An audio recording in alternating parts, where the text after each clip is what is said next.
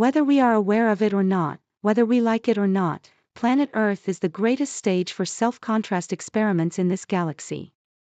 Here, souls come to interpret or live in any way they wish experiences that would be impossible in other worlds. Simply put, it is the most difficult place to incarnate, at least in this galaxy. Because of that, those who are here are deeply admired.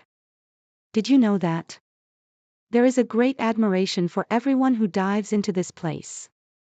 Here, consciousness learns through extremes, through limits, through direct confrontation with duality, as you already know. So why would a soul choose this earth with so much diversity among so many options? Precisely for that reason, to experience density, limitation, difficulty, and then appreciate more fully the harmonious planes of existence. A soul that has never gone through hardship cannot clearly recognize the softness of existence because there is nothing to compare it to. Thus, it is through self-contrast experiences that we develop discernment. I am shocked when people say we need to apply our discernment. People do not have discernment yet, it develops over time. And we constantly see examples of our need to live in dichotomy to understand and value life itself. Only those who have gone through illness truly value health. Only those who have truly felt hunger recognize the privilege of sitting at a table with a simple meal. Only those who have lost someone or something important deeply understand the value of presence, affection, and companionship. There are countless examples, and that is why I firmly say there are no victims. Even if from our current condition we see ourselves as such, and we're not wrong, it is only from our perspective. But one fact is undeniable: if your soul has a real connection to the source, you are here because you chose to be here. Period. Like it or not, whether this is tyrannical or not. At least start to consider that, okay? Does this disturb you? Great, because it forces us to face what many avoid: absolute responsibility for our own lives. There is no scapegoat, no inherited guilt, no shortcuts. You chose, and if you chose to live here, you can also choose to transform. If you decided to come down to this game, you can also decide to vibrate differently.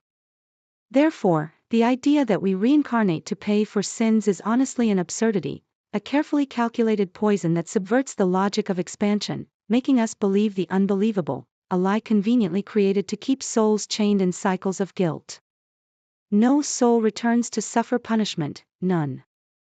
You come back because you want more, because you seek to expand consciousness, because you want to cross life and extract from it the raw experience that nourishes your own evolution, not only for yourself but for all. The rest is just lies from controllers or their most harmful direct effect, the hypocrisy of the cowardly. The fact that so many are still manipulated to crawl through their guilt, attachments, and fears does not change the principle that governs all this. The soul returns not to punish itself but to expand. Denying this is wanting to remain stuck in the cheap theater of eternal atonement that I see around. When a life accomplishes what it had to accomplish, the natural desire arises to experience something new.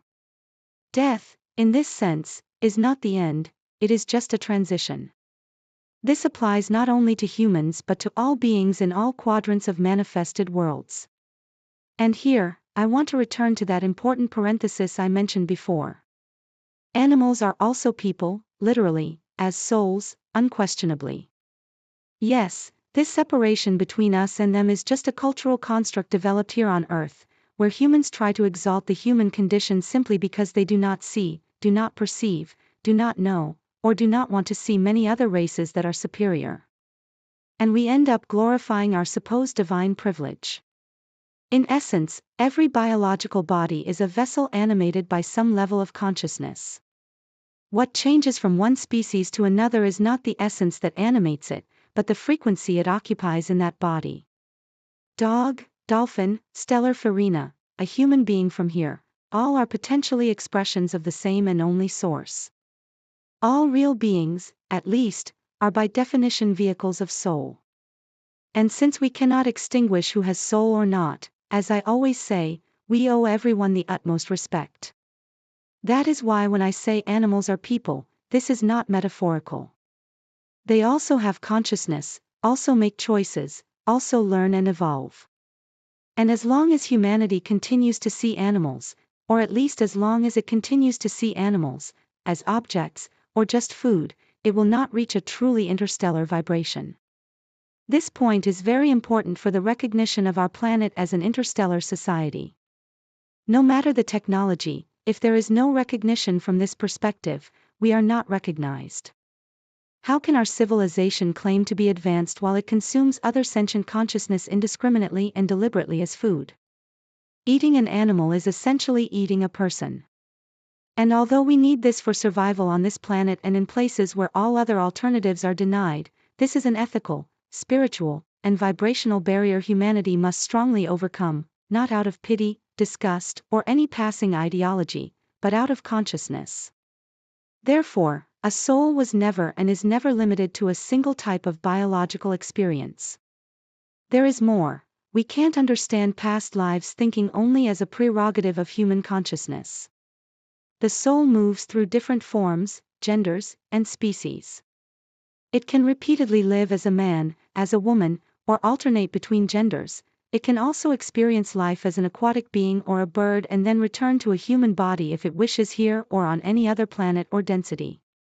Yes, the level of freedom is unlimited, except for the limits imposed by the consciousness holding on to attachments and ideas, thinking that only this or that place, is where experience can be had. That consciousness just needs permission to do so. What matters, therefore, is how much expansion of consciousness that soul carries within.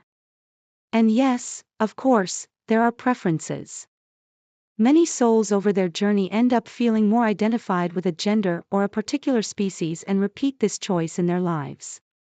This can even be seen as a sign of spiritual maturity. A soul that has already experienced much, that has already moved through different and multiple forms, can then decide to stay longer in one pattern that suits it. This will result in many lifetimes within that pattern. Why? Because it is comfortable, it knows how to handle it, such as gender, for example, male or female, although none of that is very fixed, every soul is free to reinvent itself. And each cycle, each passing life, adds to the soul's journey. Many ancient traditions, like Hinduism, speak of the Roda de Sansar, an endless, unbreakable cycle of birth and death where the soul returns infinitely until freed. There is some truth in that, but the common explanation is superficial and a very shallow and convenient surface.